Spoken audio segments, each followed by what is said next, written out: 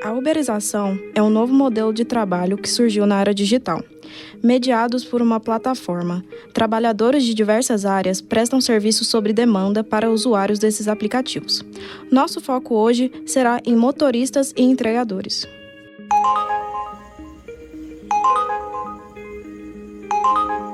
Segundo uma pesquisa da SEBRAP, realizada em 2025, no Brasil há mais de 1,5 milhões de motoristas de aplicativos para passageiros e mais de 455,6 milhões de entregadores, somando no total 2,2 milhões de pessoas trabalhando nessa categoria e aquecendo a economia.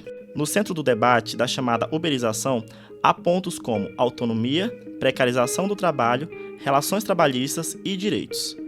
À primeira vista, parece uma relação simples. A plataforma cobra por mediar quem deseja trabalhar e quem precisa do serviço. O motorista faz o seu horário de trabalho. Mas, se tudo fosse tão direto, por que então a uberização tem se tornado uma problemática e discutida até pelo governo?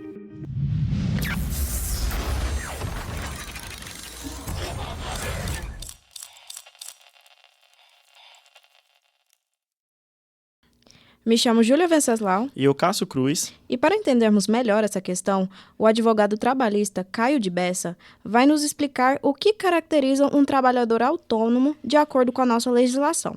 E se trabalhos prestados via plataformas digitais se encaixam nessas definições.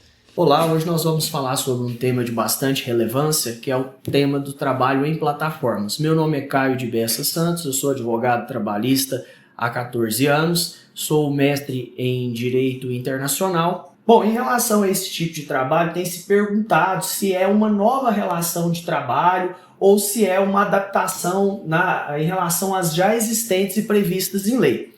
Pois bem, na verdade, existe uma discussão muito grande se o trabalho em plataforma é um vínculo de emprego ou não. Até o momento não existe uma regulamentação específica sobre o tema. Então, nós não podemos dizer que é uma nova relação de trabalho. Quando falamos sobre motoristas e entregadores, de fato, eles possuem a liberdade de abrir a plataforma e trabalharem quando quiser. No entanto, na prática, muitas vezes, eles precisam trabalhar em horários de pico ou aceitar corridas para garantir um bom índice na plataforma. Nesse sentido, temos dois pontos cruciais: controle e algoritmo. O que vamos entender melhor através do ponto de vista de Fábio, que é supervisor de prevenção de percas e trabalha como motorista de aplicativo nas horas vagas. Eu me chamo Fábio Oliveira e trabalho há 2 anos como motorista de aplicativo. Eu nunca havia trabalhado nesta categoria anteriormente, e o que me motivou a trabalhar foi o fato de ter um ganho extra durante a semana.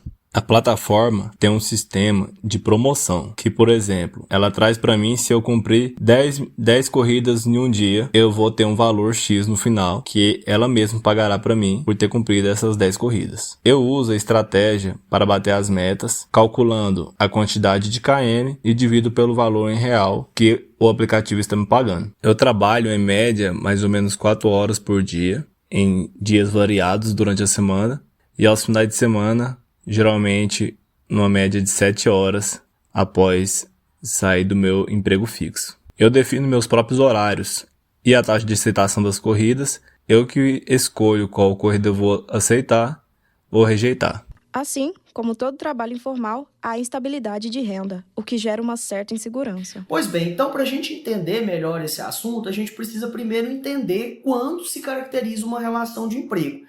A CLT, que é a Consolidação das Leis Trabalhistas, ela é muito clara em seu artigo 3º a estabelecer que haverá uma relação de emprego quando nós tivermos uma pessoa física prestando serviço de forma não eventual, que significa contínua, sobre dependência econômica e mediante salário. O que acontece? Na questão dos trabalhos de plataformas digitais, a gente não consegue verificar o preenchimento de todos esses requisitos. Trabalhar como motorista de aplicativo geralmente traz um lucro até vantajoso e variante.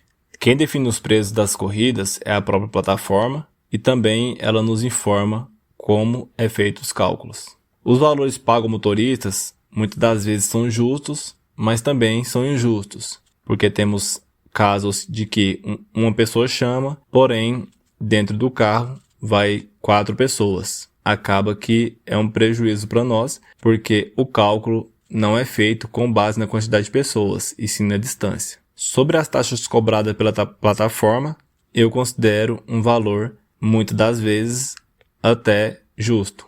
Mas o que acontece com os trabalhadores que estão nessa situação de trabalho em plataformas digitais?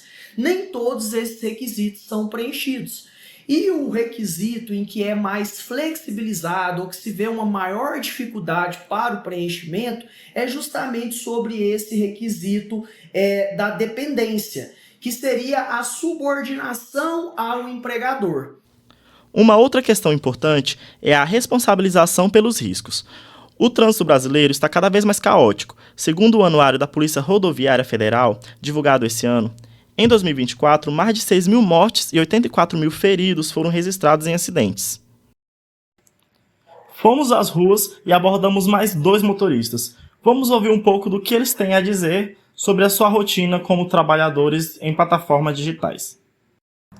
Boa noite, meu nome é Kleber, tenho 23 anos e atualmente eu sou entregador, sou programador, designer gráfico. Então, Kleber, há quanto tempo você trabalha na plataforma? Trabalho com a plataforma, com os aplicativos desde 2019 para início de 2020. Como você encara as dificuldades do trabalho? Fala em questão de imprevistos, em questão de acidentes no percurso, um pneu furado, às vezes um passageiro que cancela. Como são esses percalços para você no dia a dia? Esses aí são aquele ditado. O faturamento no final da semana, a gente sempre tira, pelo menos eu tiro 30% a 40% dependendo do faturamento da semana. Aí eu já guardo para imprevisto, já reservo esses 30% a 40%, divido ele em manutenção da moto, pneu e às vezes até algum caso de acidente. Em questão de passageiros, você já teve algum problema com algum passageiro? Já. Como é que funciona? Como a plataforma media e lida com isso? A plataforma literalmente ela não deu muita importância pro meu caso, porque no caso estourou e amassou um pouco meus 2 amortecedores traseiros. Aí reportei pra plataforma e ela, tá bom, nós resolve isso aí.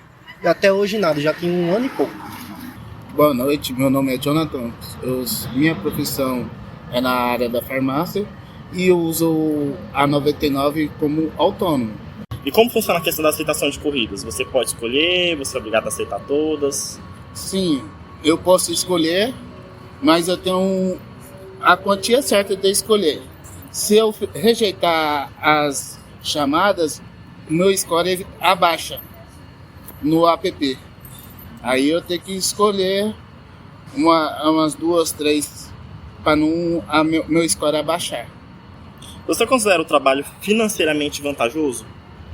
Sim, eu considero assim vantajoso, porque ajuda muito no meu dia a dia para mim pagar a faculdade, pagar as coisas de casa, alimentos e ajudar a família, né? Alguns tribunais regionais reconheceram um vínculo empregatício entre motoristas e plataformas, enquanto outros consideraram trabalho autônomo. Diante da divergência, o Supremo Tribunal Federal assumiu a palavra final. Em 2023, o STF reconheceu a repercussão geral do tema, tornando seu julgamento decisivo. Em 2024, uma audiência pública ouviu motoristas, sindicatos, empresas e governo. Até setembro de 2025, prevaleceu o entendimento de que motoristas e entregadores são autônomos. O debate, porém, continua.